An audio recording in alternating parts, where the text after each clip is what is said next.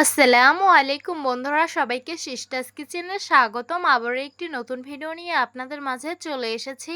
আজকের রেসিপি হলো আলু দিয়ে নোনা ইলিশ রান্না। তো দেখতে থাকুন। প্রথমেই চুলায় একটা পাত্র বসিয়ে দিয়েছি, পরিমাণ মতন তেল দিয়ে দিব। তেল গরম হয়ে গেছে, কুচিয়ে রাখা পেঁয়াজ মরিচ গুলো দিয়ে দিব। পেঁয়াজগুলো আমি হালকা ভেজে নিয়েছি। এখন পরিমাণ মতন হলুদ মরিচের গুঁড়ো দিয়ে দিব আর সামান্য ভেজে নিব।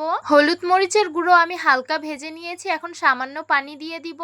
পরিমাণ মতন আদা রসুন বাটা দিয়ে মশলাগুলো খুব ভালোভাবে কষিয়ে নিতে হবে। মশলাগুলো আমি খুব ভালোভাবে কষিয়ে নিয়েছি। ধুয়ে রাখা আলুগুলো দিয়ে দিব, তারপর সুন্দরভাবে কষিয়ে নিব। এখনকার আলু সহজে সিদ্ধ হতে চায় না, তাই সামান্য পানি দিয়ে আলুগুলো সুন্দর করে সিদ্ধ করে নেব। আলুগুলো সিদ্ধ হয়ে গেছে আর খুব ভালোভাবে কষানো হয়ে গেছে। ধুয়ে রাখা নোনা ইলিশ গুলো দিয়ে দিব, তারপর সুন্দরভাবে কষিয়ে নিব।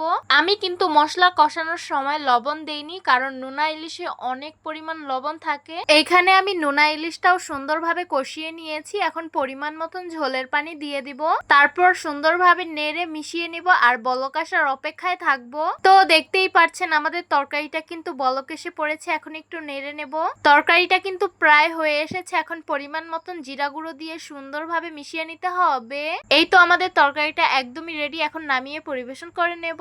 এই তো গরম গরম আলু দিয়ে নোনা ইলিশের তরকারি পরিবেশন করে নিলাম। দেখতে খুবই লোভনীয় লাগছে আর খেতে কিন্তু খুবই সুস্বাদু হয়েছে। তো কারা কারা এইভাবে রান্না করে খেয়েছেন তারা অবশ্যই কমেন্ট করে জানাবেন। নোনা ইলিশ আমার কাছে খেতে অনেক বেশি ভালো লাগে। তো আশা করছি আজকের ভিডিওটা আপনাদের কাছে অনেক অনেক বেশি ভালো লাগবে। ভালো লেগে থাকলে আমাদের ইউটিউব চ্যানেলটি সাবস্ক্রাইব করবেন, আর যারা আমার ফেসবুক পেজ থেকে দেখছেন পেজটিকে ফলো করবেন। সবাই ভালো থাকবেন, সুস্থ থাকবেন আর সিস্টার্স কিচেনের সাথেই থাকবেন। আবারও কথা হবে কোনো নতুন ভিডিওতে। তাহলে আজকে এই পর্যন্তই। আল্লাহ হাফিজ।